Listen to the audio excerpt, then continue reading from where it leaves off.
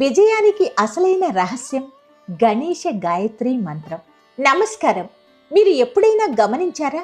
ఎంత కష్టపడ్డా కొన్ని పనులు ఎందుకో ఆగిపోతుంటాయి. మనసు గందరగోళంగా మారిపోతుంది, దారి కనిపించదు.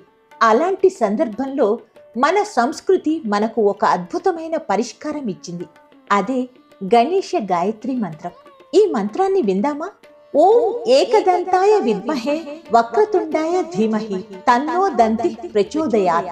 ఇది కేవలం శ్లోకం కాదు, ఇది మన బుద్ధిని మేల్కొల్పే శక్తి. ఈ మంత్రం అసలు అర్థమేంటి తెలుసుకుందాం. ఏకదంతుడైన గణేశుణ్ణి మనం తెలుసుకుంటున్నాం. వక్రతుండుడైన ఆయనపై ధ్యానం చేస్తున్నాం. ఆ గణేశుడు మన బుద్ధిని వెలిగించుగాక.